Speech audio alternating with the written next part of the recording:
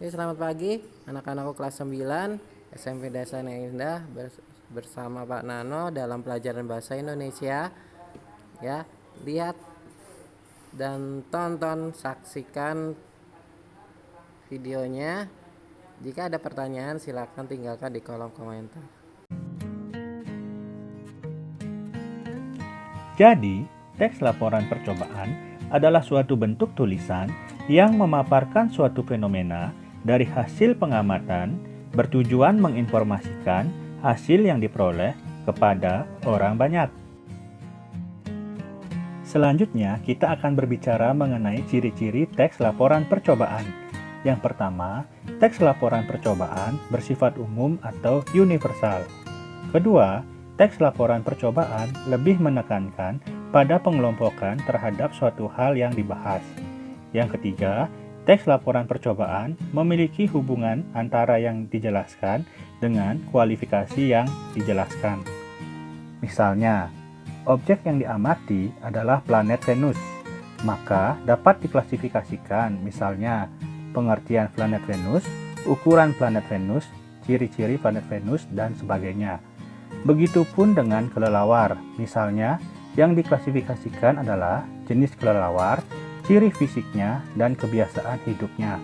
Nantinya, bagian-bagian yang telah diklasifikasikan akan dijelaskan secara rinci sehingga menjadi sebuah teks laporan. Pembahasan selanjutnya adalah struktur teks laporan. Struktur teks laporan yang pertama adalah pernyataan umum.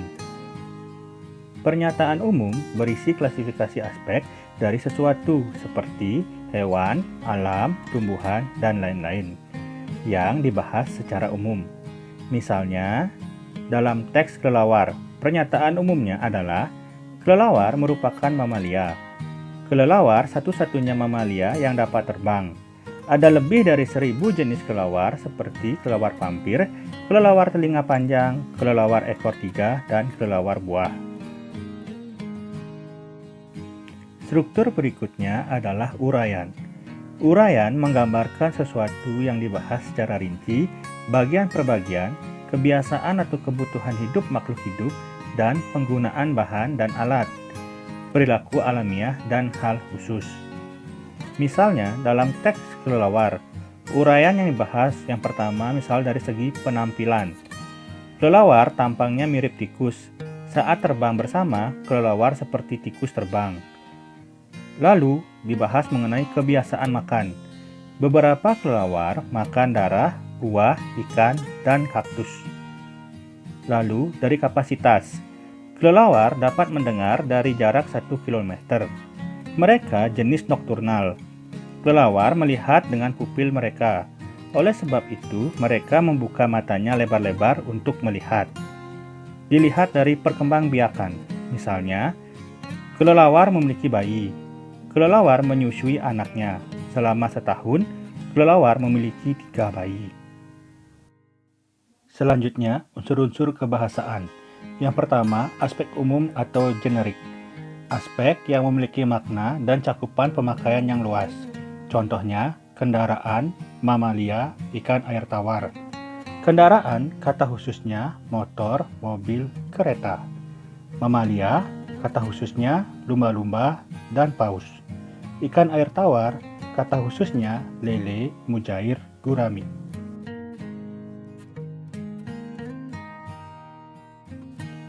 Selanjutnya, kata tugas adalah kata yang memiliki makna gramatikal atau makna yang berubah sesuai konteks, sehingga makna kata tugas akan menjadi lebih jelas jika dikaitkan dengan sebuah kalimat. Contoh kata tugas, kata depan, di, ke, dari, pada, kata hubung, dan, atau, tetapi, kata sandak, si, sang, yang, partikel, lah, kah, tah, kun. Contoh dalam kalimat, xilem dan floem adalah sel tumbuhan.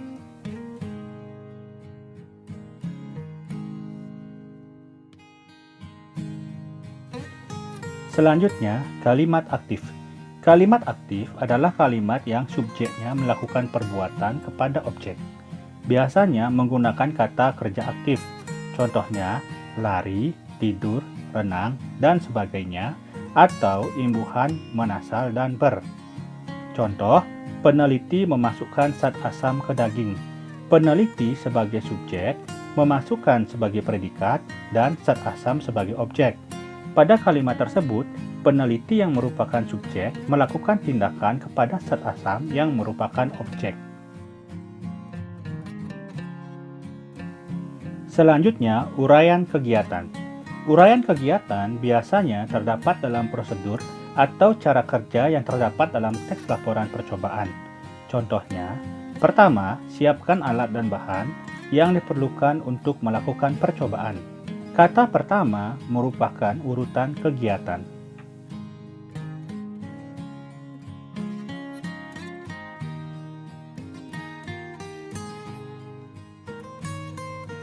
Berikutnya, kata benda. Kata benda adalah kata yang mengacu pada benda, manusia, binatang, konsep atau pengertian. Contoh, bahan baku, ketakutan, petinju, pengadilan, dan pikiran.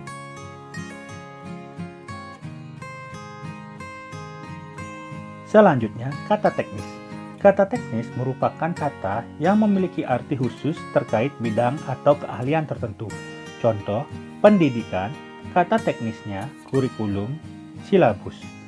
Kedokteran, kata teknisnya infus, pasien.